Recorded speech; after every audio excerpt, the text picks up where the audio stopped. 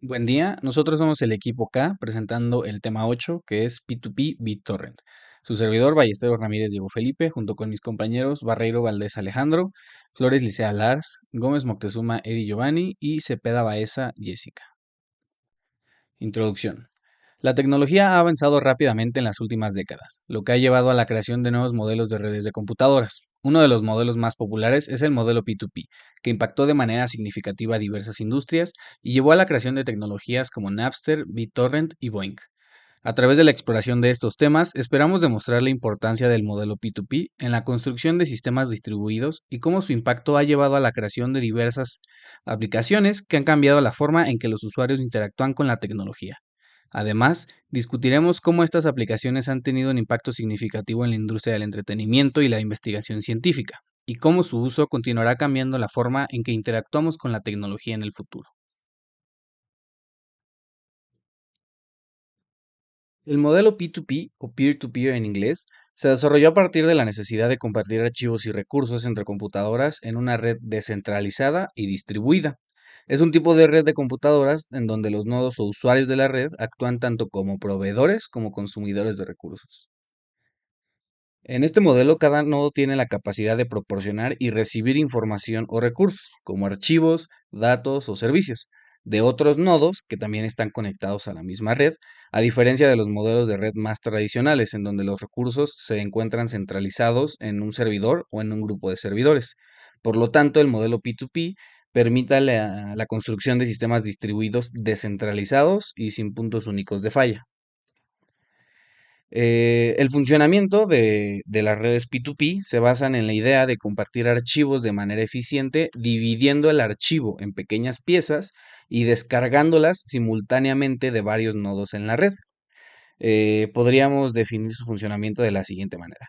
Cuando un nodo desea descargar un archivo en una red P2P, primero se conecta a la red y busca nodos que tengan las piezas del archivo que desea.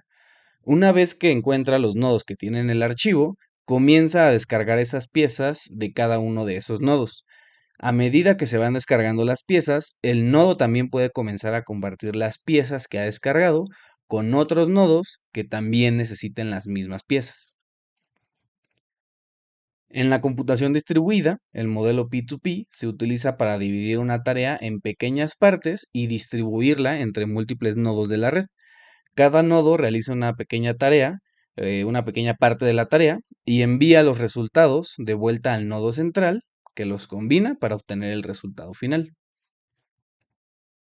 Algunas de las ventajas que tenemos del modelo P2P son las siguientes. Escalabilidad. El modelo P2P es altamente escalable, ya que no depende de un servidor centralizado para funcionar. En su lugar, cada nodo en la red actúa como un servidor y cliente al mismo tiempo, lo que permite a la red crecer y expandirse sin límites. Redundancia. Al no depender de un servidor centralizado, el modelo P2P es más resistente a los fallos del sistema, ya que cada nodo en la red tiene la copia del archivo o recurso compartido.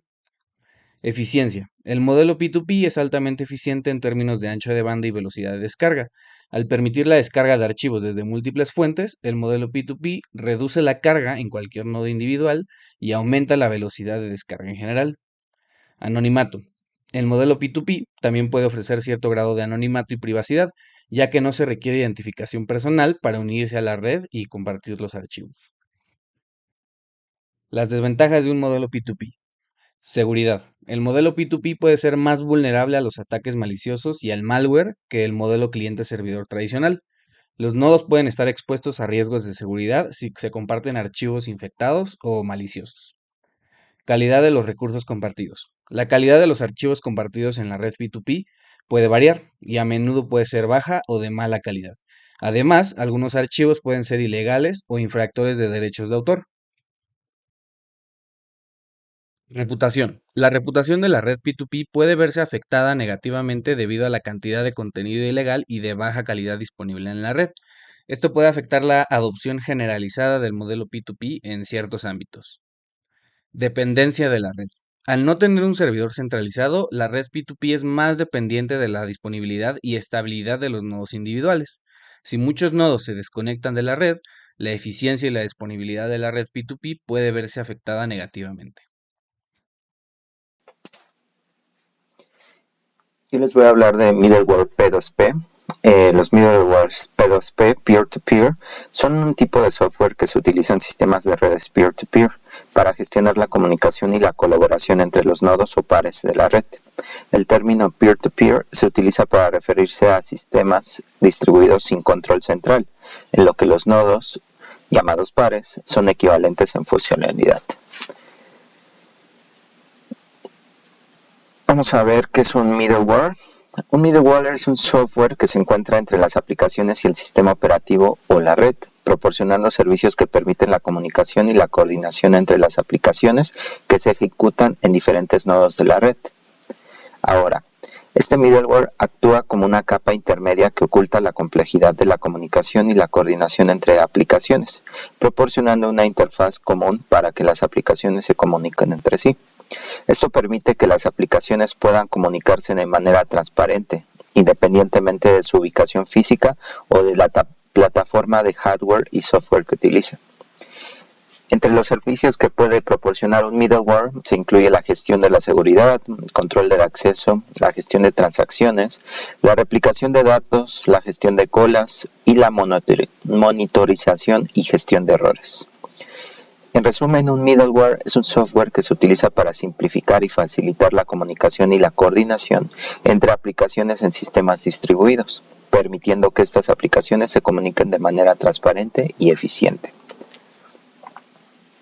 Ahora, estas soluciones de middleware no se diseñaron para la computación peer-to-peer.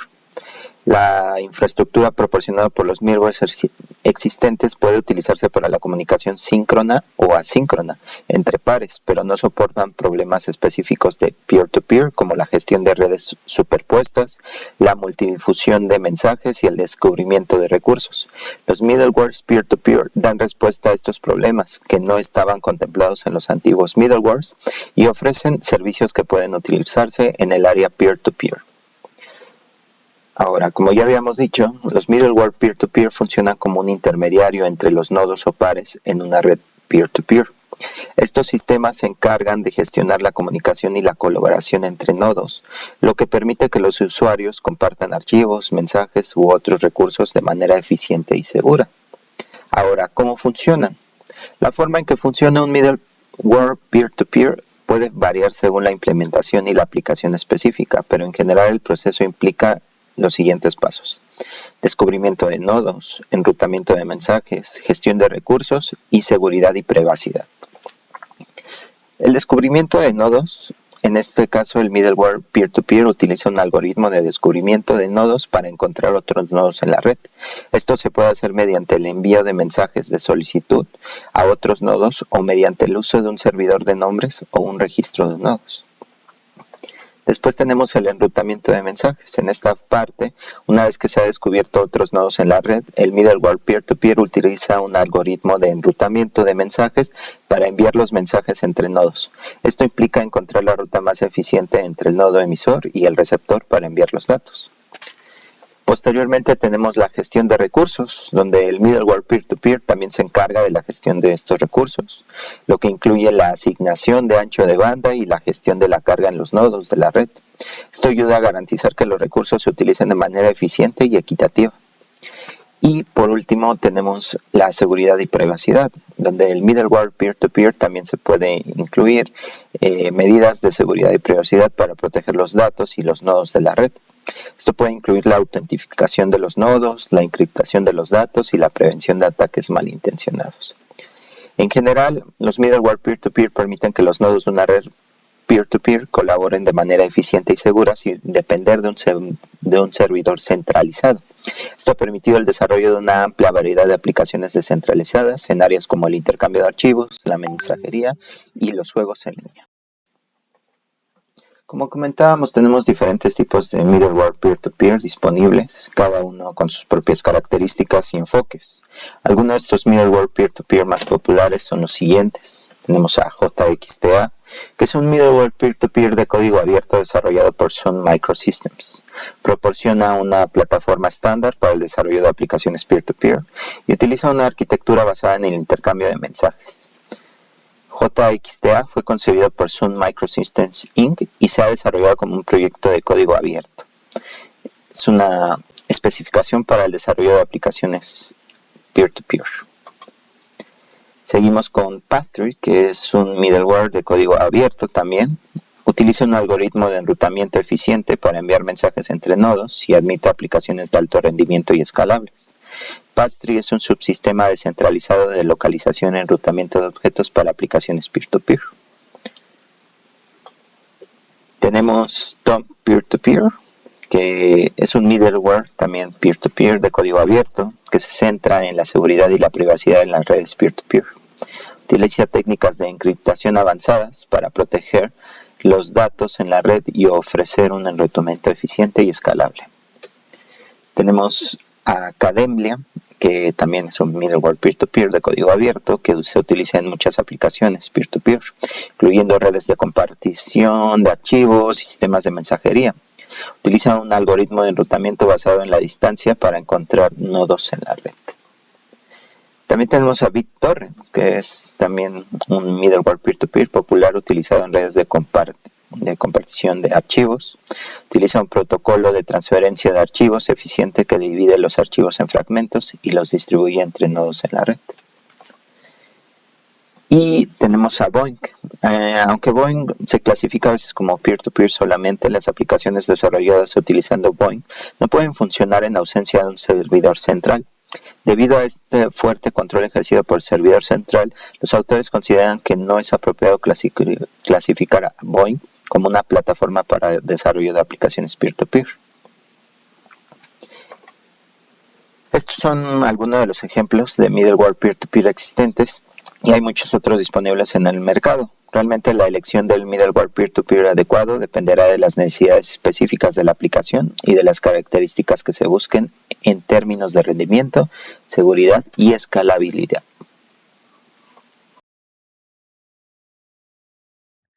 Modelos P2P actuales. Existen varias aplicaciones actuales que utilizan los modelos peer-to-peer para diferentes propósitos. Estos son algunos. Skype.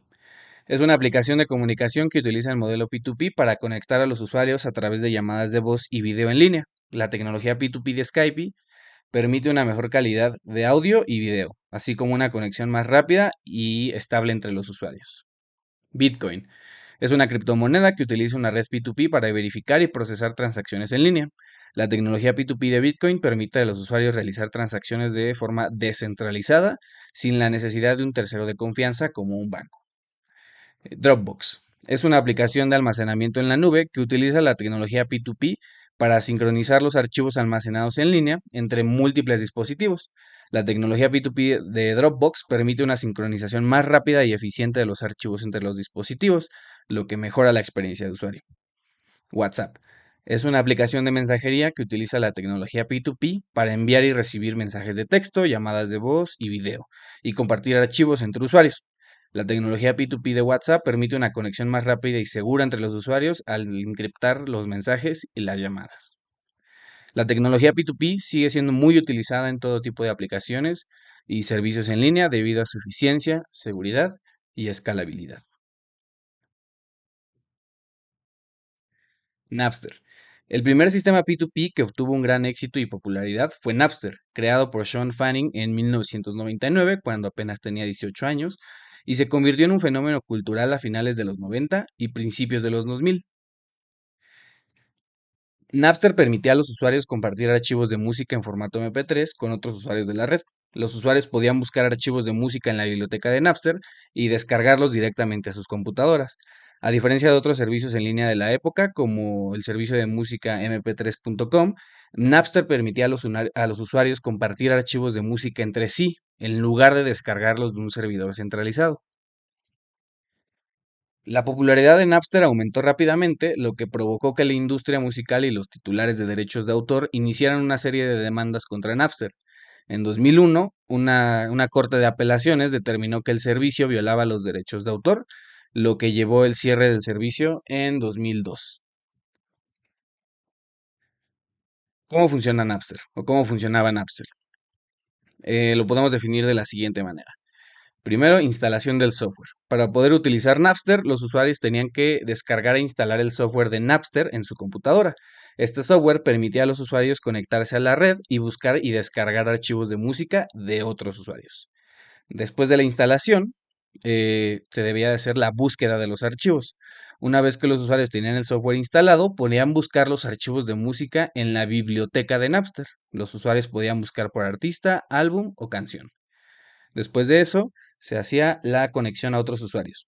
Cuando un usuario encontraba un archivo de música que quería descargar, el software lo conectaba con otros usuarios que tenían ese archivo en su computadora. Los usuarios se conectaban directamente entre sí a través de la red de Napster, lo que le permitía la descarga directa de archivos de música. Después de esta conexión, viene la descarga de archivos. Una vez que se establecía la conexión entre los usuarios, el archivo de música era descargado directamente desde la computadora del usuario que lo estaba compartiendo. La descarga se realizaba en partes, lo que permitía a los usuarios descargar archivos de música más grandes de forma más eficiente. Y por último, compartir archivos. Después de descargar un archivo de música, los usuarios también podían optar por compartir ese archivo con otros usuarios de la red. Al hacer esto, el archivo de música se agregaba a la biblioteca de Napster y se volvía disponible para otros usuarios que buscaban ese mismo archivo. A pesar del cierre de Napster, otros sistemas P2P como GNutella, BitTorrent y eMule surgieron y continuaron evolucionando el modelo P2P. Estos sistemas se volvieron cada vez más sofisticados y seguros, lo que permitió una mayor utilización de la tecnología P2P en áreas como el intercambio de archivos, la mensajería instantánea y la computación distribuida. Su popularidad también llevó a la industria de la música a comenzar a experimentar con modelos de negocio en línea, como iTunes de Apple, que ofrecía música en línea a un precio por canción o álbum, en lugar de descargar música de forma gratuita. También sabemos que este modelo evolucionó a los sistemas de streaming, que funcionan diferente a una red P2P. Sin embargo, podríamos decir que Napster y el sistema P2P fue el predecesor. Hola, yo soy Lars y les voy a hablar un poquito de lo que es BitTorrent. BitTorrent es un protocolo de intercambio de archivos punto a punto, peer-to-peer, que se utiliza para distribuir archivos y datos de gran tamaño a través de Internet. Fue creado por Bram Cohen en 2001 y desde entonces se ha convertido en uno de los protocolos más famosos y más utilizados en Internet para compartir archivos. ¿Cómo es que funciona BitTorrent? A diferencia de las descargas directas, en las que se descarga un archivo de un punto A tu ordenador, que en este caso sería un punto B, lo que hace el protocolo BitTorrent es descargar un archivo de varios ordenadores a la vez, que no suelen ser un servidor como en las descargas directas, sino que suelen ser los ordenadores de otras personas que tienen el mismo archivo. ¿Qué quiere decir esto? Bueno, que BitTorrent lo que hace es dividir grandes archivos en partes más pequeñitas y las distribuye en una red de pares, en la que cada par de descarga carga partes del archivo hacia y desde otros pares de la red. Esto nos permite velocidades de descarga más rápidas y una distribución más eficiente del archivo. El funcionamiento de BitTorrent tiene un análogo o un símil con un enjambre de abejas porque su comportamiento es sumamente similar.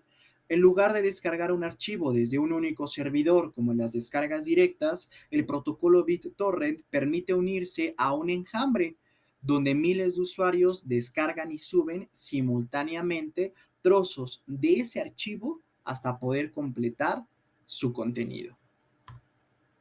Ahora, vamos a platicar un poco del funcionamiento a nivel usuario, que realmente es un funcionamiento muy sencillo que consiste básicamente en el que la compañía va a crear un archivo torrent y lo va a publicitar en su página web, por correo electrónico u otro medio. Nosotros como usuarios descargaremos el archivo y posteriormente lo ejecutaremos en una aplicación BitTorrent.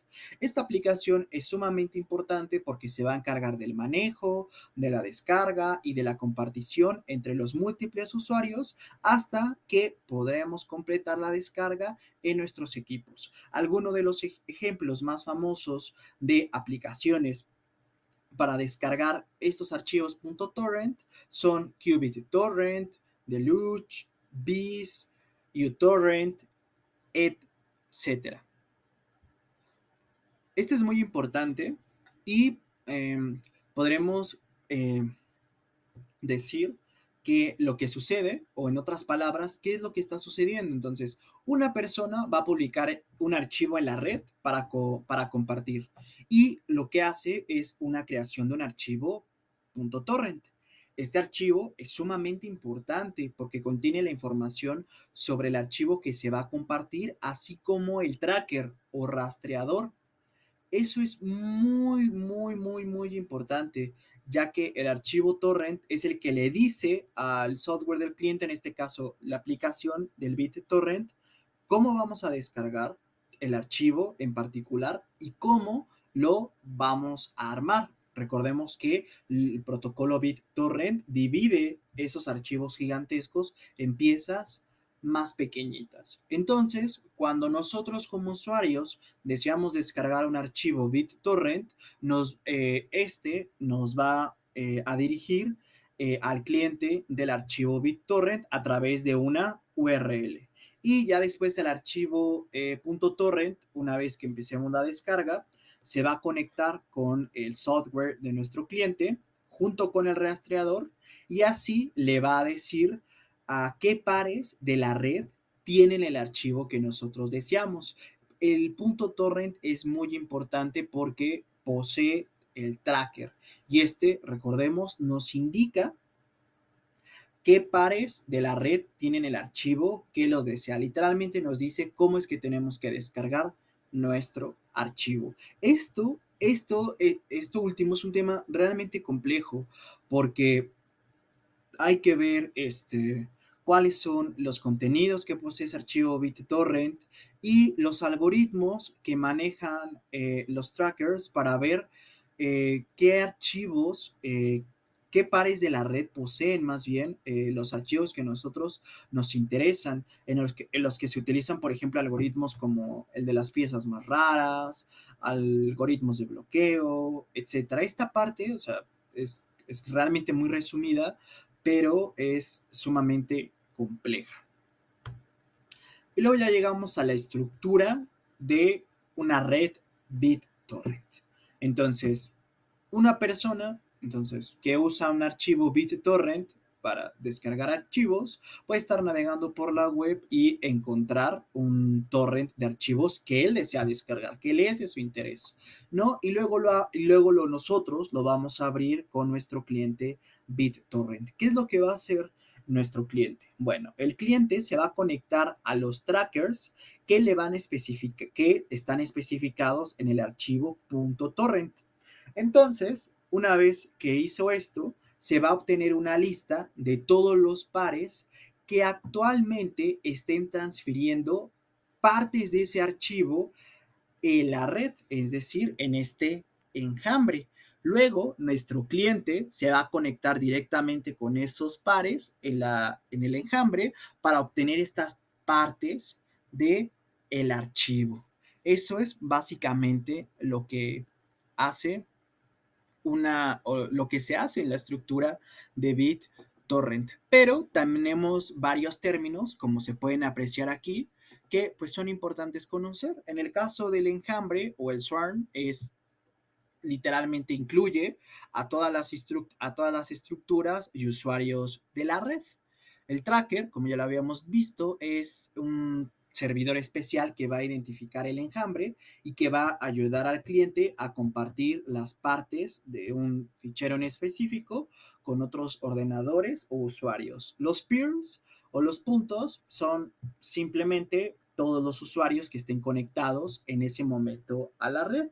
Los seeds o los seeders, las semillas, son los usuarios que poseen el archivo completo. Esto es muy importante porque a mayor cantidad de seeds o de semillas, más veloz será mi descarga. Y por último tenemos a los ledgers, que son los usuarios que están descargando, como nosotros, partes de un archivo, pero aún no lo tienen completo.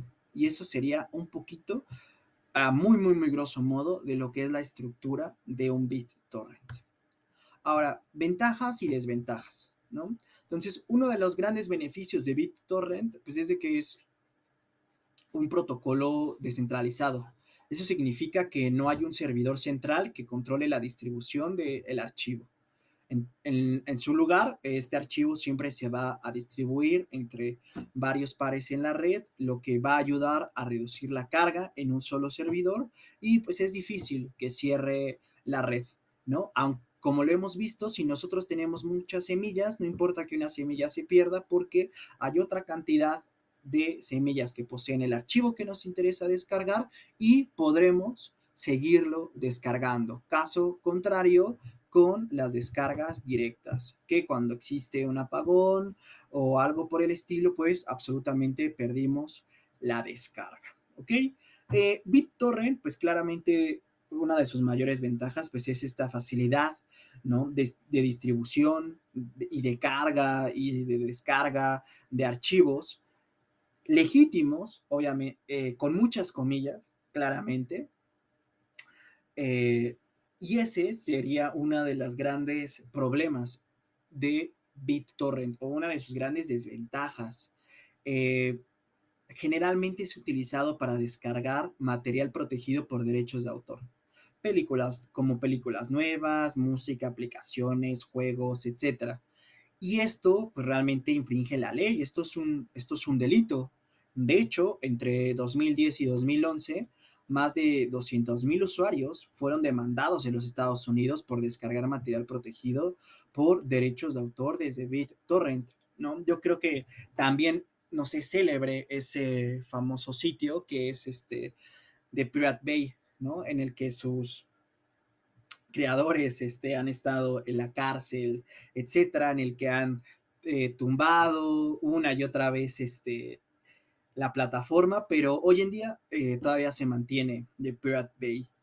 Bueno, otro también de los grandes problemas o de las grandes desventajas que posee BitTorrent es un problema fuerte de seguridad, ya que revela las direcciones IP de los dispositivos conectados al flujo de datos, es decir, al torrent.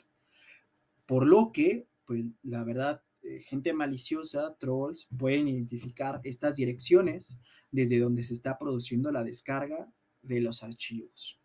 Pero también no todo es malo, ¿no? Hay aplicaciones buenas en torno a BitTorrent o un uso responsable de BitTorrent. Por ejemplo, como la creación de parches, modificaciones, actualizaciones de videojuegos antiguos que pues ya no reciben soporte. Hay toda una plataforma de BitTorrent que se llama Game Updates que se encarga de esto. Otro ejemplo de un uso legítimo y correcto de BitTorrent es, por ejemplo, una plataforma de acceso a películas clásicas que no están disponibles en la mayoría de plataformas comunes. Esta plataforma se llama Voodoo y ese sería como un caso de uso legítimo de BitTorrent.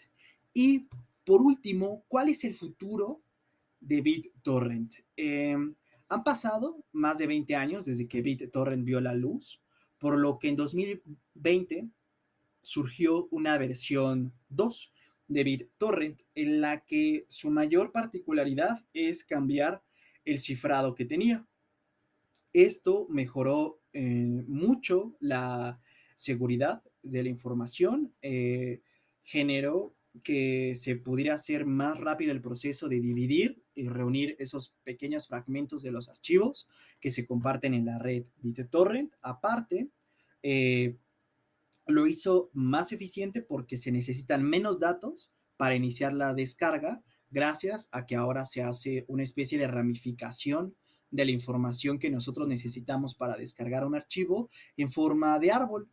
Y esto también genera que los archivos de descarga pues sean más pequeños, por lo que esta versión nueva de BitTorrent es pues más rápida y más óptima, ya que incluso se pueden aprovechar fragmentos de otras descargas si estos son idénticos. Y solamente para acceder a BitTorrent, lo único que hay que hacer es descargar un cliente que soporte la versión 2 y, sumamente importante, descargar archivos .torrent, pero de versión 2.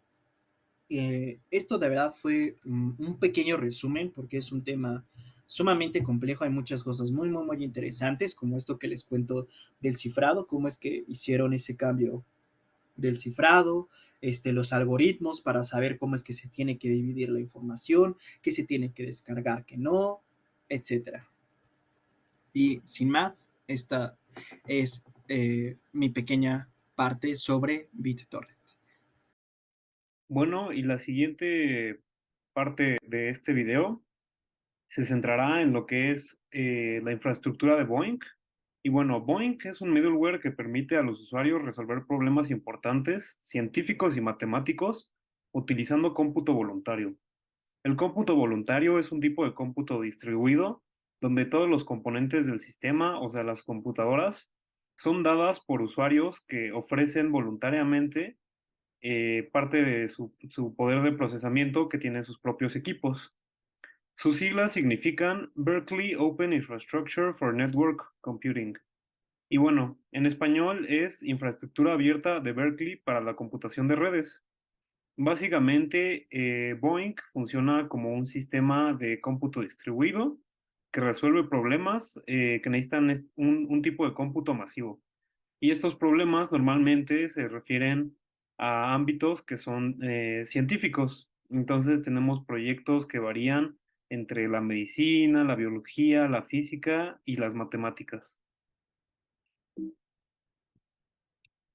En la historia de Boeing, realmente esta infraestructura originalmente fue desarrollada para mantener el proyecto de SETI at Home. SETI significa Search for Extraterrestrial Intelligence o búsqueda para inteligencia extraterrestre. Básicamente, este cliente buscaba radioseñales y las analizaba en busca de lo que podría ser vida inteligente fuera del planeta Tierra. El cliente de SETI original era hecho exclusivamente para este proyecto y fue uno de los primeros ejemplos que se tuvo de cómputo voluntario. Como ya se explicó, el cómputo voluntario es donde las personas ofrecen capacidad de cómputo de sus máquinas para generar este sistema grande distribuido. El proyecto de Boeing se inició en febrero de 2002 y su primera versión salió en abril de 2002. Y bueno, realmente cuando salió esta versión de SETI at Home, hubo muchos problemas de seguridad y también con lo que se explicará más adelante, que es el sistema de créditos. Muchas personas engañaron a este sistema de créditos diciendo que ellos habían colaborado más en muchos proyectos cuando realmente no habían colaborado lo suficiente. Y bueno, también en aspectos de seguridad se vulneró mucho la parte de todo lo que se estaba haciendo dentro de los proyectos, se tenía mucho acceso a esto.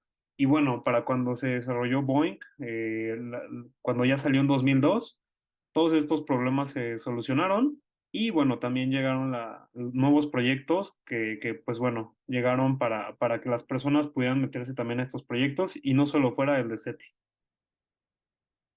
En la actualidad se tienen listados 33 proyectos en la lista oficial de proyectos, pero hay proyectos no oficiales que se pueden encontrar en la infraestructura y que no se encuentran en esta lista. Básicamente, para acceder a estos proyectos, Boeing como plataforma te deja poner un link que básicamente va a ser como la conexión con los servidores del proyecto y así es como tu computadora podría estar participando en alguno de los proyectos de la lista no oficial. Y bueno, más adelante mostraré cómo puedes participar en los 33 proyectos de la lista oficial. Funcionamiento y diseño de Boeing, básicamente no es algo que se pueda llamar P2P. Realmente sí se tiene un servidor centralizado y bueno, son los servidores del proyecto. Estos servidores son dados por la organización que está interesada en manejar, pues bueno, todo este proyecto y que está interesada en tener todas las hazañas y descubrimientos científicos que se puedan lograr a partir del proyecto. Y bueno, para que este programa funcione, se debe instalar el software de Boeing en una computadora o en un celular y contribuir en el espacio de sobra que se tenga de CPU y GPU para un proyecto. Boeing es un tipo de cómputo distribuido que permite a todas las personas colaborar en el mejoramiento de una disciplina al generar una supercomputadora. Y es que realmente el sistema que tiene Boeing actualmente hace que varios de los proyectos cuenten como si fuera una supercomputadora y realmente si se toma en cuenta este sistema como una sola computadora, se podría decir que es la cuarta supercomputadora más grande del mundo. Y bueno, abajo hay un diagrama donde se explica un poco del proceso que existe entre el modelo cliente-servidor que ellos manejan. Básicamente, primero el servidor le envía a la PC las instrucciones y después descarga todas las aplicaciones y todos los archivos de entrada que se necesiten. La computadora con todos estos archivos y con sus instrucciones, pues ahora sí que hace lo que tiene que hacer. Esto realmente tú no lo sabes. Te puedes meter a investigarlo, pero pues bueno, la computadora simplemente va a ejecutar como si fuera parte de todo el sistema y después genera archivos de salida que son los que sube al servidor y bueno, reporta todos los resultados que se obtuvieron. De ahí la siguiente parte que se podría ver del funcionamiento y diseño de Boeing es un poco de los sistemas de créditos. Pero bueno, antes de esto, también algo importante es que para empezar a utilizar a Boeing, solo se debe descargar la aplicación, instalarla, introducir una cuenta de mail y seleccionar un proyecto en el que se quiera participar. Como se puede ver, es algo bastante fácil y esto le da la posibilidad a cualquier persona que tenga una computadora y que quiera donar pues, ciertos recursos de cómputo, pues que pueda hacerlo y pueda contribuir a causas muy importantes científicas y matemáticas. Y bueno, básicamente Boeing cuenta con un sistema de crédito que permite llevar la cuenta de cuánto trabajo ha realizado una computadora. Este sistema de crédito realmente es un poco, pues para tener como cierto recibo de cuánto se ha donado, de cuánto se ha contribuido y pues bueno, puede ser utilizado de ciertas maneras como para dar fe de que sí se ha realizado como una donación de cómputo. Y bueno, aquí vemos un diagrama donde básicamente muestra cómo sirve este sistema de crédito, donde dos computadoras van a hacer la misma tarea. Y en el caso en el sistema de Boeing, en la infraestructura, ya en los proyectos reales, realmente se tiene que más de una computadora van a hacer las mismas tareas. O sea, pueden ser tres o cuatro, pero bueno, para este caso, para este ejemplo, son dos computadoras y como se ve, una acaba primero, y aquí dice que lo que va a como cobrar de crédito serían 123. El cálculo se hace a partir del tiempo de cómputo, de subido, y bueno, eso es lo que va a cobrar, ¿no? Pero la de abajo se tarda un poco más. Realmente aquí el tiempo que le dan a las dos computadoras, si es que los resultados de ambas computadoras son los mismos, va a ser de 123, que es el tiempo menor. Entonces, básicamente lo que hacen los servidores es, pues bueno, cotejar que los resultados sean los mismos de la misma tarea y además dar el menor tiempo que cualquiera de las dos computadoras haya logrado. Y bueno, con esto voy a hablar de los tres proyectos más famosos que se tienen bueno, más populares que se tienen en Boeing. Y bueno, de la lista oficial de proyectos, los proyectos más populares de la plataforma son Einstein at Home, Rosetta at Home y WU Prop at Home. Einstein at Home se dedica a buscar señales astrofísicas de estrellas de neutrones. Estas también se conocen como púlsares. Rosetta at Home es un proyecto destinado a diseñar proteínas. Y bueno, por último, WU Prop at Home es un proyecto que permite determinar el tiempo de cómputo de Boeing. No solo determina el tiempo de cómputo, sino que determina otras métricas importantes para, bueno, para entender básicamente cuál es el poder de cómputo de todo el sistema de Boeing. Y bueno, esto ha ayudado a también un poco entender cuáles son las capacidades y cuál es el alcance de estos sistemas de cómputo voluntario y cómo pueden crearse pues sistemas de supercomputadoras a partir de sistemas distribuidos. Y bueno, lo siguiente que enseñaré será la aplicación de Boeing ya funcionando aquí en mi computadora. Básicamente lo que tuve que hacer, ahorita voy a compartir como el proceso que se tiene que realizar.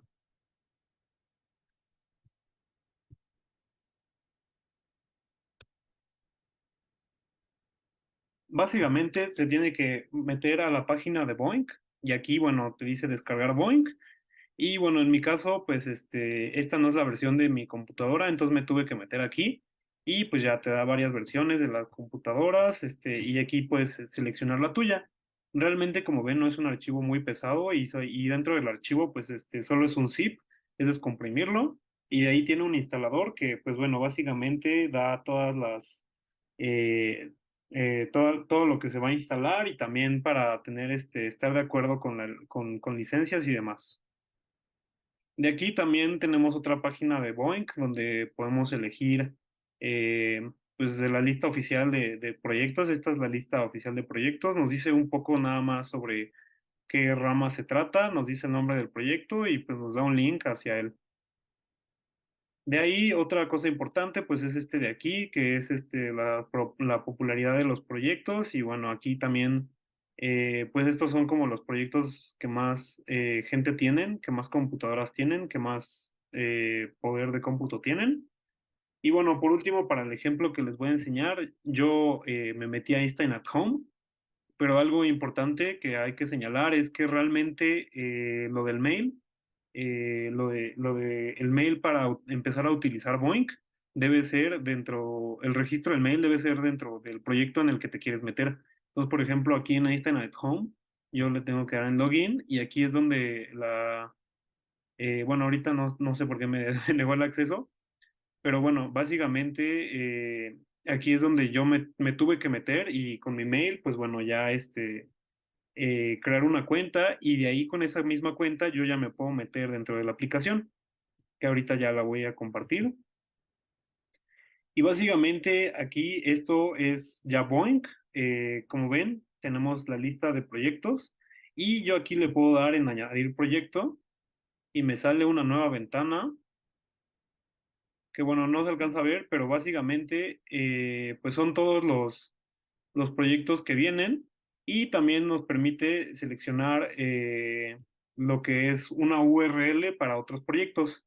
Aquí también yo puedo seleccionar qué comandos de la tarea puedo hacer. Ahorita la suspendí porque realmente sí es mucho poder de cómputo lo que se necesita y como que sí se estaba trabando mi computadora. Y bueno, aquí te dice páginas web del proyecto, comandos del proyecto y también te dice el progreso de la tarea. Como se ve, te dan tareas bastante tardadas. Aquí esta es de un día y una hora. Y básicamente aquí también me están diciendo un poco de qué se trata la tarea. Multidirectional Gravitational Wave Search on O3. Realmente no estoy muy familiarizado con qué significa eso. Pero bueno, así es como funciona Boink.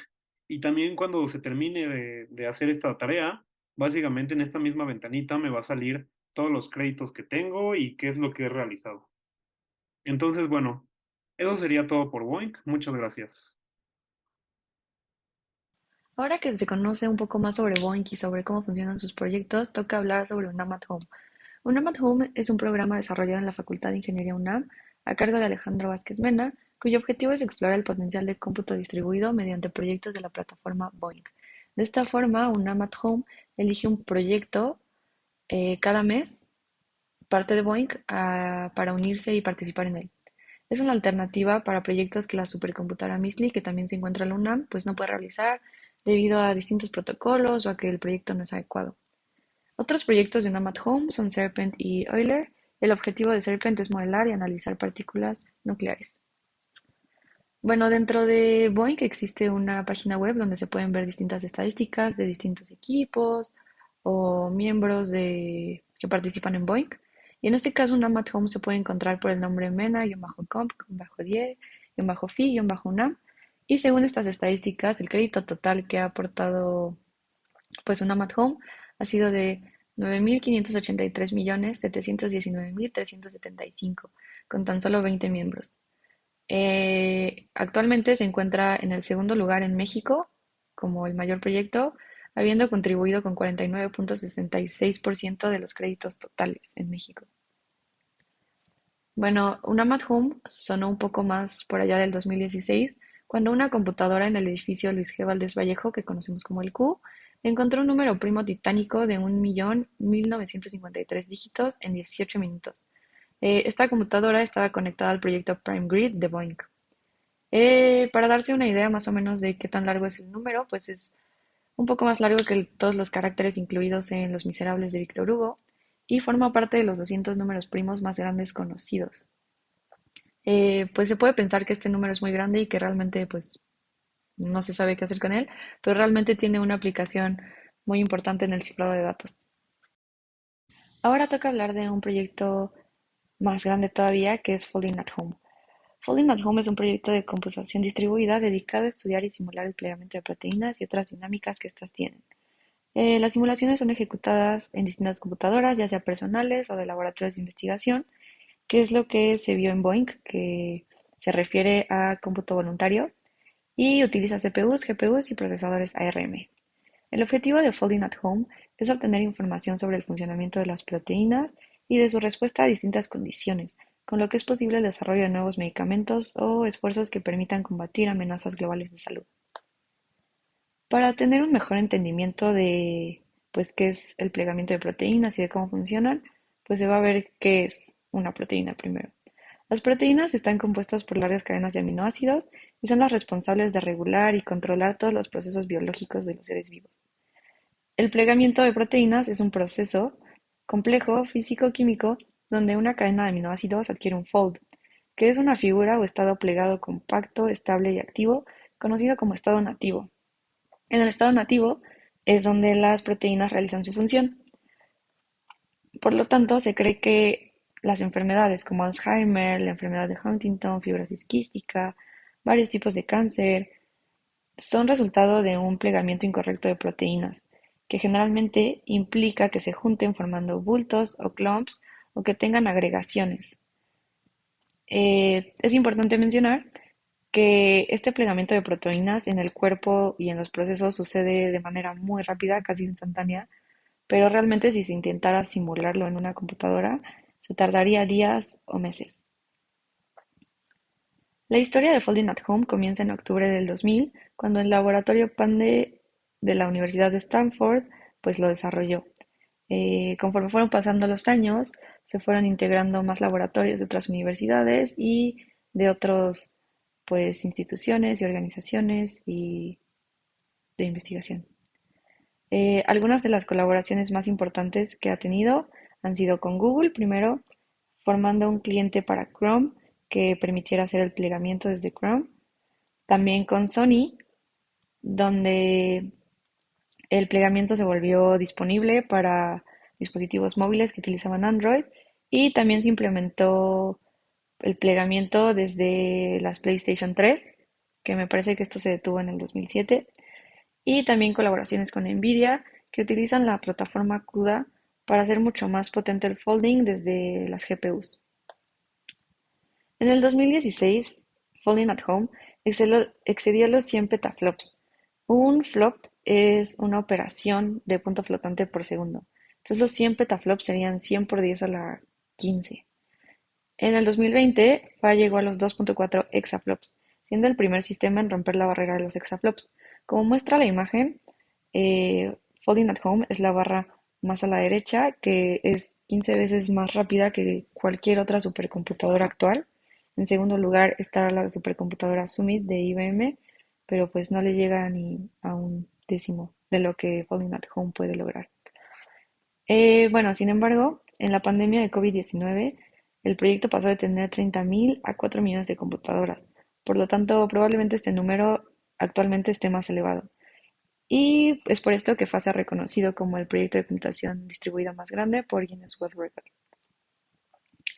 Su funcionamiento es muy parecido al que ya fue explicado de Boeing, ya que lo primero que se hace es instalar un software cliente que actualmente está disponible para la mayoría de los sistemas operativos, ya sea Windows, Linux, macOS o lo que sea. Una vez que se instala el software cliente, se asigna con un determinado servidor y se conecta a él para poder descargar unidades de trabajo en el equipo. Estas unidades de trabajo representan una fracción de una simulación mucho más grande del plegamiento y son tareas que también tienen un determinado tiempo para cumplirse. Una vez que se realizan, se envían los resultados de vuelta al servidor para permitir la descarga de una nueva tarea. Estas tareas están como, tienen un puntaje y al acabarse se da ese puntaje a la computadora que lo realizó y esto implica la asignación de créditos. Y Folding at Home tiene una página web donde es posible revisar todos los créditos que tienen los diferentes miembros de Folding at Home o los diferentes equipos. También es importante decir que Folding at Home implementa un proceso donde si una tarea no se completa por tres máquinas distintas en el tiempo determinado, esa tarea se analiza para ver si tiene un error o se elimina, y mientras las computadoras realizan otras tareas para evitar que haya como puntos de falla o puntos donde se atrase toda la simulación. También, como en el caso de Boeing, las tareas son realizadas utilizando el equipo, bueno, el poder de cómputo, ya sea memoria o lo que sea, que la computadora no está usando. Bueno, los datos resultantes de las simulaciones son publicados en artículos de revistas científicas revisadas por pares, ya sea bajo el nombre de Folding at Home o bajo el nombre de ciertos laboratorios que conducen la investigación. Los datos son utilizados, bueno, los datos utilizados son publicados en sitios web, donde también se permite su descarga y utilización. Algunos de los logros más importantes que ha tenido Folding at Home han sido respecto a la enfermedad de Alzheimer, al COVID-19 y a la enfermedad de Huntington. Respecto a la enfermedad de Alzheimer, en el 2010, FAA descubrió que la proteína beta-amiloide, que ya estaba asociada a esta enfermedad, era la causante de agregados dañinos en la proteína, lo que pues desarrollaba el Alzheimer más rápido. Y bueno, con este descubrimiento se empezaron a desarrollar medicamentos y tratamientos que atacaran pues esta proteína, bueno, este agregado. Y bueno, en el 2020 se empezó a simular la estructura del virus SARS-CoV-2 con la pandemia y se descubrió un pocket en la superficie del virus que, como dice su nombre, es un bolsillo. Y en este bolsillo, los ataques con medicamentos son mucho más efectivos. Por lo tanto, ahorita FA está en el desarrollo de un medicamento antiviral junto con COVID Moonshot.